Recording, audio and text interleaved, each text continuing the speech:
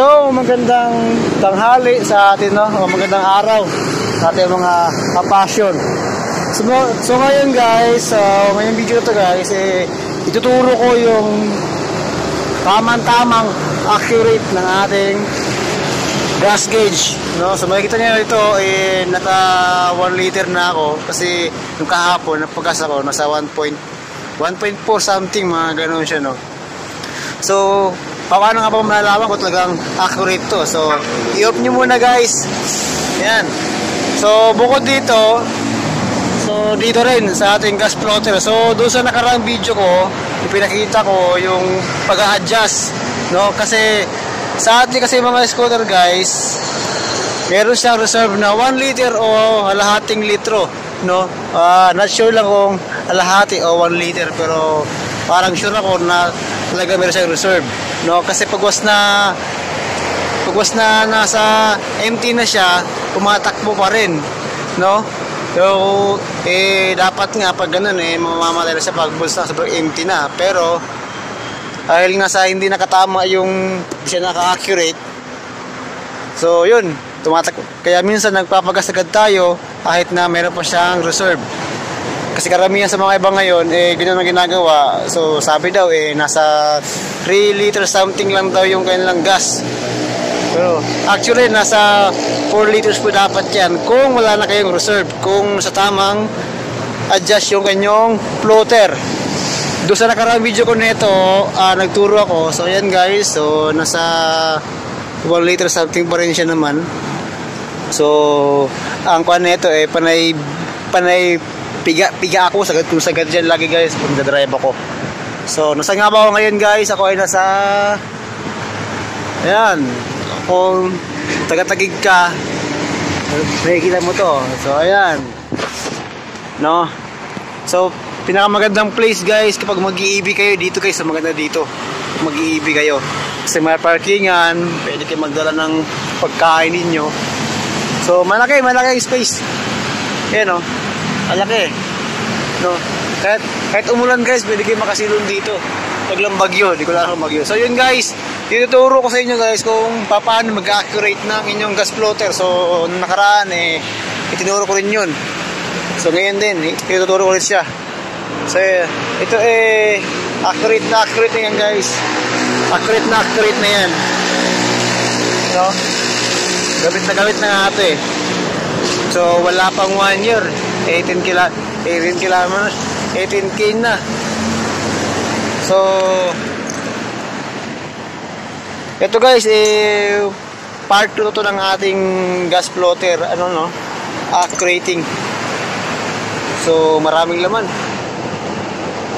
dami. So kung makikita nyo to guys, tingnan natin yung gas ko. So makikita nyo dito, tama-tama, 1 liter talaga guys. So talagang 1 liter, kita pa naman yung kuno niya. Talagang 1 liter, diba?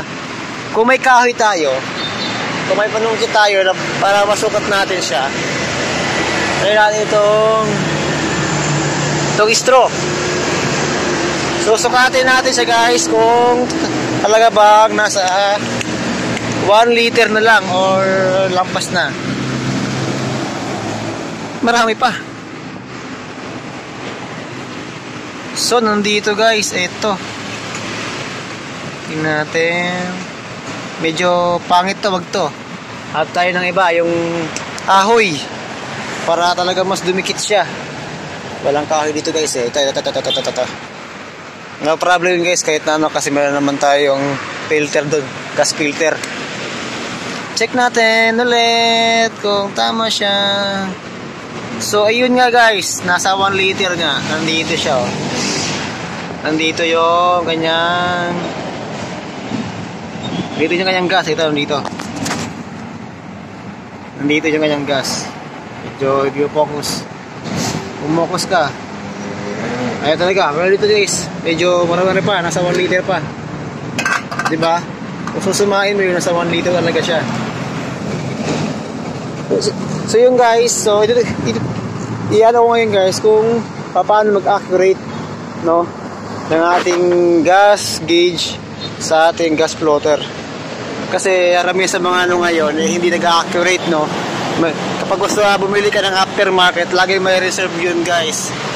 May reserve siya ng 1 liter, mga ganun. So dapat ka pag 1 liter nasa empty na yan. Pero dahil nga nasa accurate tayo at hindi na siya bumabase doon sa ating floater asa doon sa reserve, kakabiyahe tayo ng sakto, no. Kapag full naman siya, guys, pag sobrang full naman siya, as in sumasagad din siya dito din. Sagad din siya, kung anong sagad niya, sagad din siya, no. Ang kwala nito, guys, pag was na tuloy-tuloy ang biyahe nyo, dandaan siya bumababa din dito. At least malalaman nyo kung talagang accurate siya. Let's go, guys, tara, buksan na natin. So ito na, guys, nakuha ko na nga siya. I think is nasa 20 degrees siya. Kung isasagad natin pag ganun, 20 degrees. Ayan, o. 20. Ito yata 15. Diba? Ito talaga yung pinaka-empty niya. Talagang empty yan. Ngayon, pag full siya, diba? 20 degrees, guys. 20 degree. Ayan, 20 degree, guys, o. Gamit kayo ng protractor, sukatin ninyo, yun talaga, 20. Yan, o, 20. No? Kaya naka-akit lang, guys, 20 degrees. Yan, kasi nung dati kasi, guys, sobrang taas nito. Pag stock sobrang taas, so siguro nasa 35 degrees siguro yun nung stock pa siya. Nung hindi ko pa nagagalaw, siguro nasa 35 degrees. No, ito ay talagang sagad ko sagad, guys, pag naubos yung kanyang gas. Sagad ko sagad talaga yan. Ayan. Ito yung saktong-sakto na, guys, oh. 20 degrees. Ayan. Oh, diba? 20 nga, 20. Kasi ito kasi 0, 10, 20. 20 nga, guys. 20 or ito mga 15, mga ganun siguro. Wala lang ako protector kasi. Pero sure ako nasa 20 bumaba to. Yan. Full na to. Full na. Full na yan. Kasi pagwas kasi na umuunti yung gas, guys. Yung gas ninyo, kung tiyotiri po bumababa, gumagano'n din yan. So nakaka-counting din yan hanggang sa empty siya. Yun. Yan ang kanyang kong, guys. Pero at least accurate na accurate siya, diba? Accurate na accurate siya kung sakaling talagang super ubos yung laman niya, no? Kasi ang pangit naman kasi yung, guys, na may reserve kayo tapos magpapagas ulit kayo. Kaya minsan sasabihin ninyo so, nasa 150 lang, 160 lang yung pagas nyo, full tank na, pero kasi may reserve yun. Ngayon, kung alagang i-drain nyo talaga siya, maabot po tayo ng 200 plus doon. Mataas na nga yung 300 full tank eh. Ito yung sa akin kasi maabot siya ng 300. Yung talagang sobrang empty na. Noong last na napagas ako, 290 plus yata yun. Ayan. Akit na akit yan, guys. Diba? Ito lang, guys. Madali lang naman ganito mag-accurate. So, ganyan lang siya. Isagad nyo sa, guys. Pag gusto na nagkuhan kayo, isagad nyo. Ganyan, no? Ganyan nyo siya, guys. Ganyan siya. Ilapat nyo pa ganyan, guys. Ito na medyo malabo. Yan. Ganyan nyo siya. Kasi pag gusto na sumagad kasi yan, ganyan, guys. Talagang 20. 20 degrees. So, 15 or 20 degrees, guys.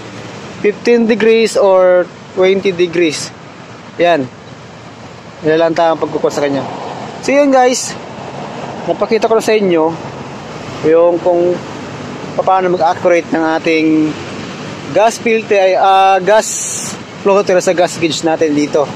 Para lang malaman natin kung talagang empty na siya. Kasi ang pangit naman nun na may reserve ka pa tapos magpapagas ka ulit. So, sayang naman yung reserve mo. Kasi alam ko kasi yung mga reserve kasi sa mga kuwan lang yun sa mga manual, yung kailang mga Roser, yung kasi ron talagang ano yan sila wala silang basta yun, guys, 20 degrees lang naman pala. Ayan, okay na siya. So yan guys, so nakabit ko na siya.